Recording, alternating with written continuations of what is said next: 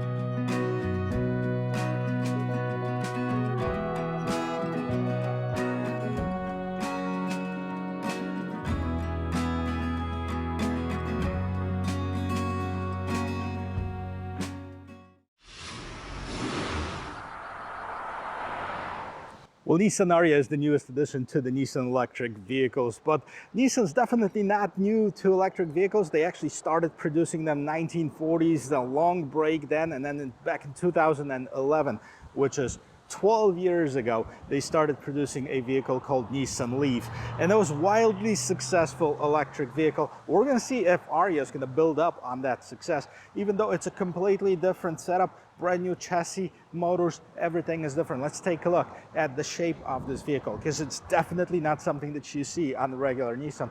Designed it especially for the electric vehicle platform. So you can see the hood is rather short right here, and there's no frunk. I hate to spoil it to you. We're gonna pop this open. Let's see what's underneath here. And then scrolling down over here, you have no grille, but this cover right here. But what a cool cover that is.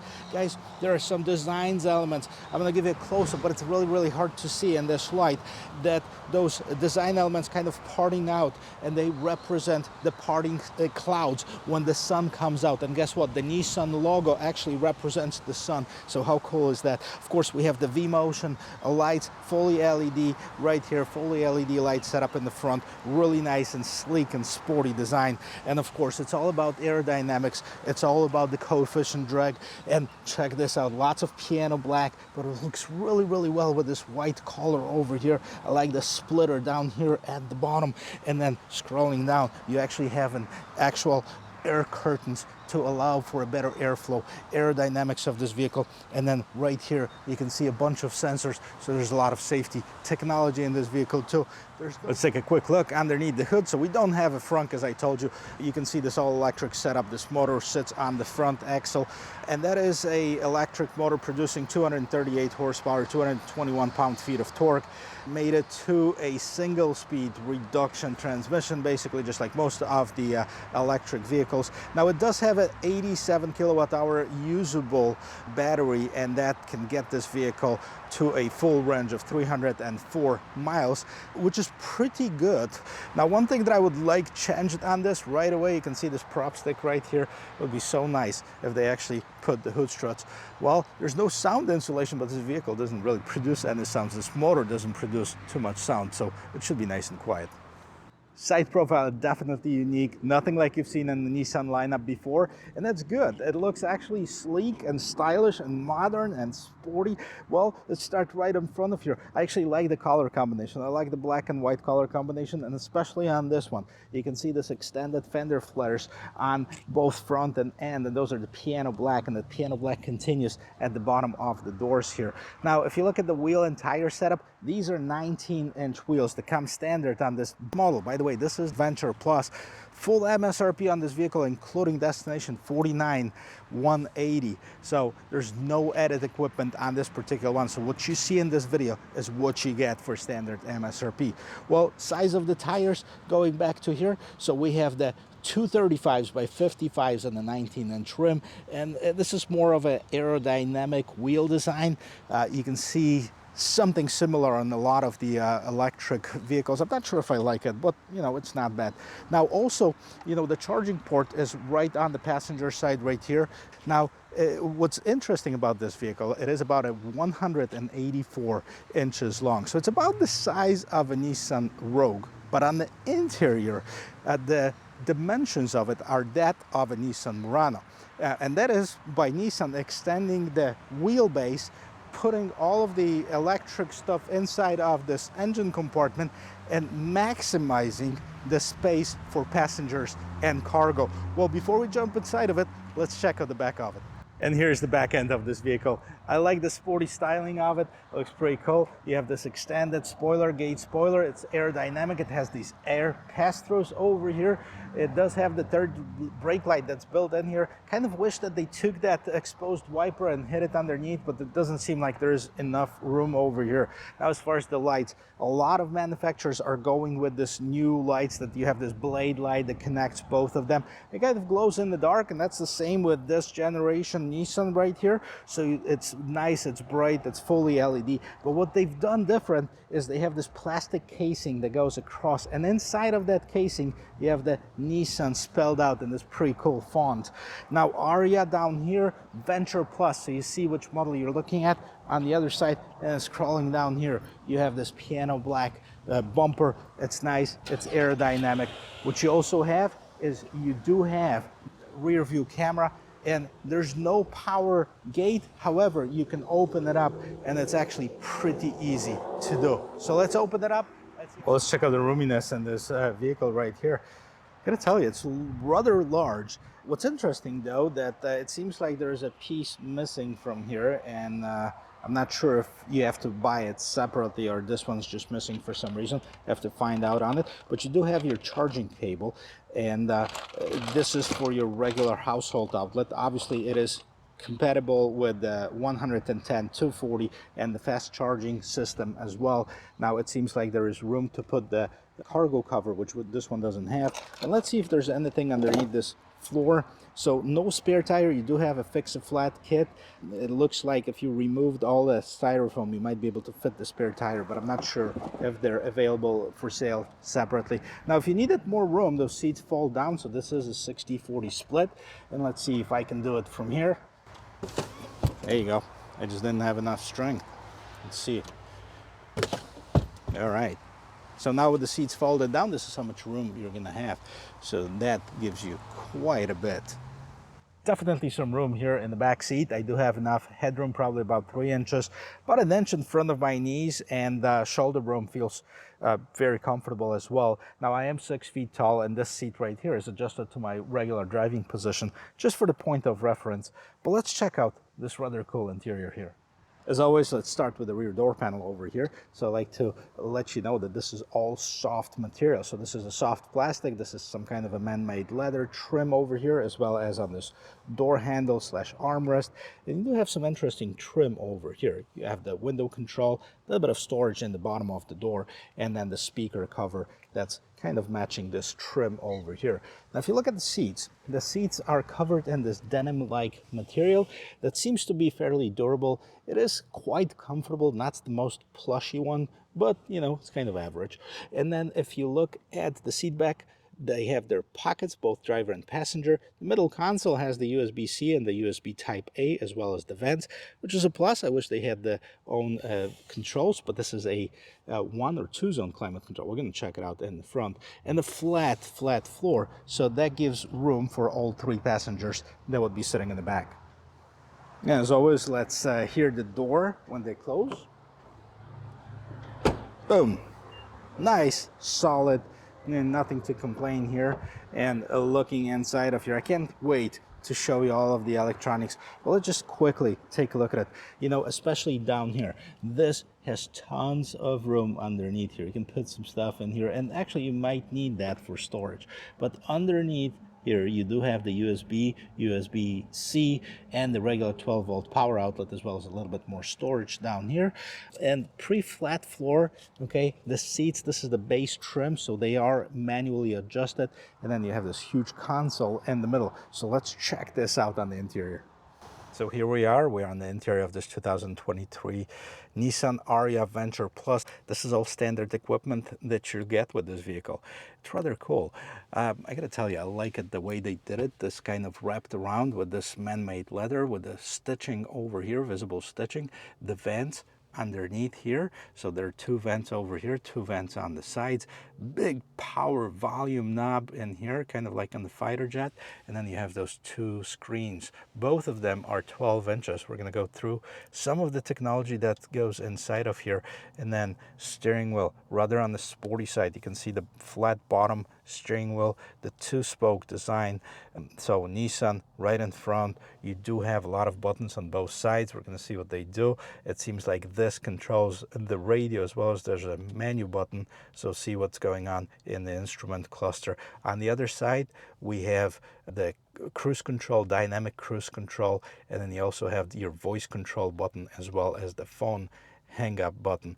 You have also a shortcut for your safety features that displays in the instrument cluster, and the steering wheel is nicely wrapped in leather. It actually is very nice to the touch, very comfortable as well. So let's see what we have in this instrument cluster over here. Let's hit the menu button and see what we can play with. So right off the bat, you can see it's a fully digital instrument cluster.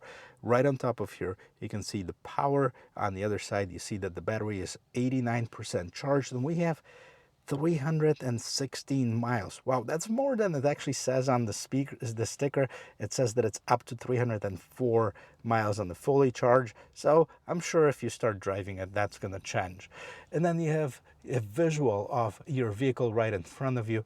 Park, that's the gear we're in. We are in the eco mode, and the vehicle's got 28 miles. So this is your actual odometer. Right here at the bottom, you can see that there's a speed limit sign, and then top, that turns on like the safety feature. So you have the forward warning, blind spot, lane keep assist. You hit OK to set these up, and then you can change some of the features, warning on or off, intervention on or off. So this is how you control it. Go back to the shortcut menu. We can do the change meter view, and we can actually go to the more traditional style, where you can see the speedometer on the right hand side and the tachometer on the left hand side. We have the stereo system that actually turned on. So here's what we have in the shortcut menu, change meter view. You can go to either this, which is more traditional one, or you can go to the one that we had before. Now we have the driver's assistance. You have the lane keep assist, blind spot assist, emergency assist. Let's exit out of here. Let's see what else we have. Settings. At the bottom right here, it shows you the menu. So let's scroll down. You have your sources for the media, navigation, and then you have your tire pressure, drive computer, and then your home screen right here. So this is your instrument cluster. This is the base model. I think the higher end trims have the head-up display, which we don't have on this, but we have this next to screen, which is looking different than what we've seen on some of the other Nissan models. In between those two screens, there's a button that says camera. So let's turn that off. This is the settings for the camera. It looks like predictive course lines display settings. Let's go back out of here, and then also you have a button that's day and night, so you can change the settings for the display for day and night, or you can adjust the brightness by itself. Now there's some buttons on the side over here. I know it's hard to see because we have some glare over here, but you have the home button and the switch you see right now, navigation button, and this is your Nissan navigation. Takes out the entire screen, which is really nice. Really pleasantly surprised with this. Then you have your media or sources for your radio, your music. So you have the AM, FM, Sirius XM.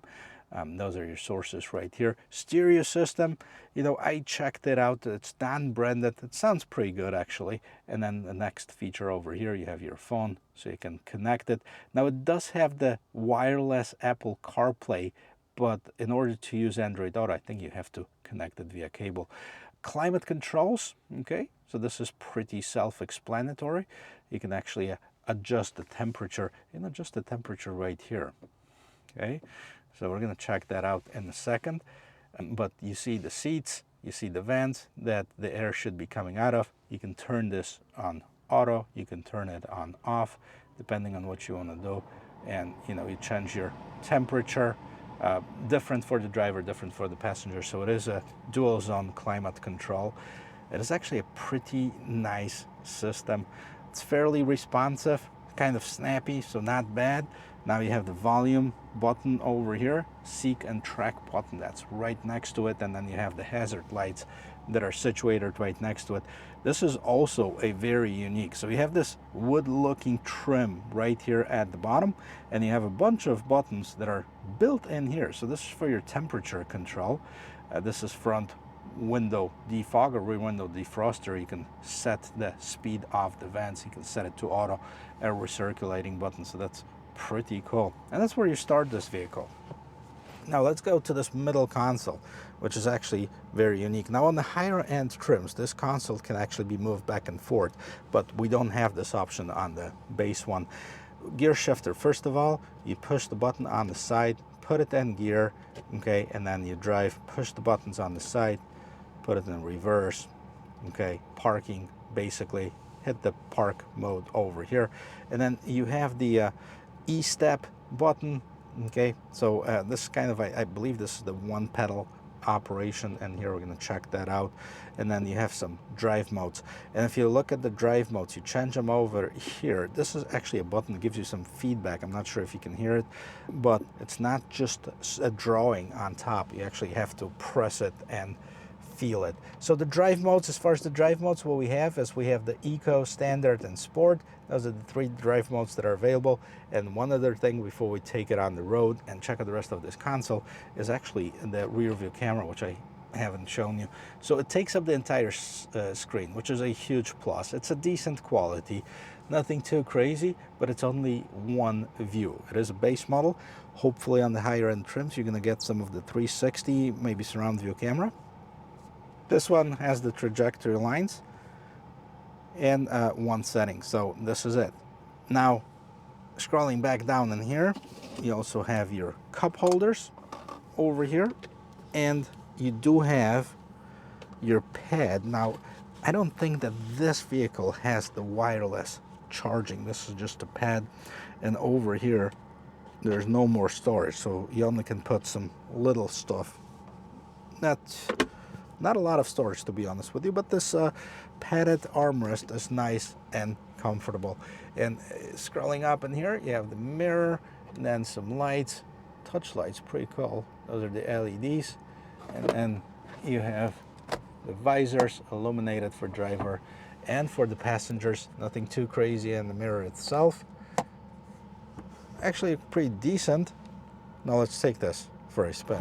Well, I'm ready to take this for a spin because I'm really curious how this vehicle drives. But before we do that, let's talk about the different trim levels that are available. So now on Nissan's website, it says that the base model is actually the Nissan Engage. I've been telling you that this is the base model. Turns out the Engage is a lower trim. It's $43,190 starting price, and it does have the smaller battery. So it does have the 63 kilowatt hour battery pack.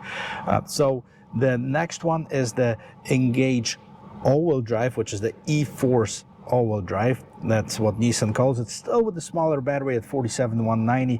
But if you wanted the bigger battery front-wheel drive, you can, for the same price, you can get the Venture Plus, which is what I have, $47,190. Next one up is Evolve Plus at $50,190. Engage Plus E-Force all-wheel drive is $51,190. Empower Plus $53,690 front-wheel drive.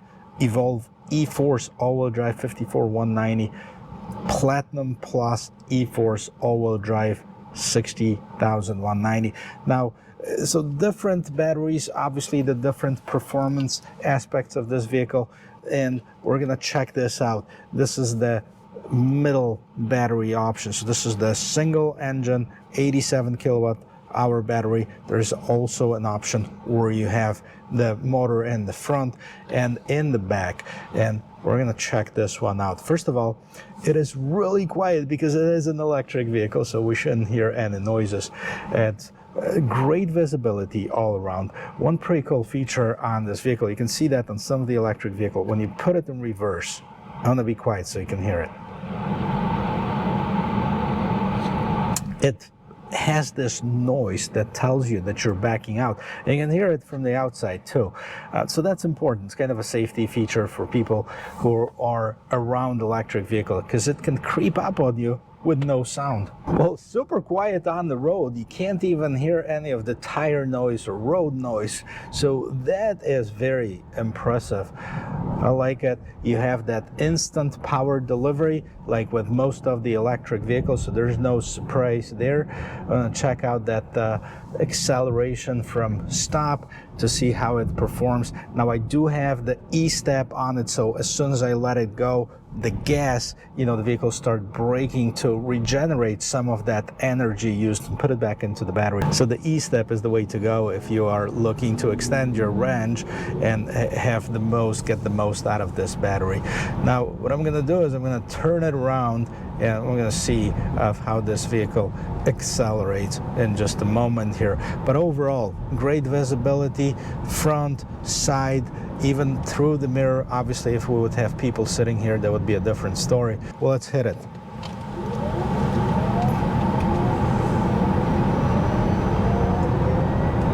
Now we're in the E-step mode, so we got it up to about 55, 56 miles per hour. I'm gonna turn that E-step off and see how we're gonna coast. And maybe we're gonna do it one more time, see if there's a difference. I believe there will be quite a bit. Well, let's check this out in the sports mode with the E-step turned off. Definitely quicker. 30, 40, 50, 60. So yeah, it is definitely quicker. You can feel that pull on this vehicle. There's no question about it. Here we go, guys. We're back at the dealership lot. Let's talk a little bit about this vehicle. So what I like about it, first of all, I love the styling. I think they hit it out of the park, with the styling, with the design of this vehicle. I like the interior of it. I do like the screens, the technology. The range is great. The performance could be a little bit better, but it's not bad at all. And, here's another thing. Let's talk about the charging. So Nissan claims that you can actually charge this vehicle from about 20% to about 80% in about 45 minutes, which is, a little bit longer than the competition, but it's not terrible at all. And you can also charge it using your regular home charger, but it's going to take you hours. And, as far as the warranty on the EV, so you have an 8-year, 100,000-mile warranty, whichever one comes first, limited battery warranty. So that's important because you have 8 years, 100,000 miles covered on these vehicles. Overall, I think it's a great competitor in the electric vehicle market. It competes against a vehicle like Ford Mach-E or Hyundai Ioniq 5, maybe Kia EV6. So that's definitely in that non-luxury segment. Under $50,000, as a matter of fact, it's starting at $43,000. That's definitely should turn a lot of heads. And if you're looking for an electric vehicle, don't skip it. Take a look at it, see if you like it, take it for a test drive. If you're anywhere in Florida, check out the guys at Gettle Nissan of Sarasota, Florida. They'll be able to help you out. Guys, thank you very much for watching. I hope you liked this video. I hope you learned something. And if you did, go ahead and leave me a like. And if you haven't subscribed to my channel yet, it means the world to me. And thank you to all this almost 7,000 subscribers that we have on the channel. I'll see you in my next video. Cheers.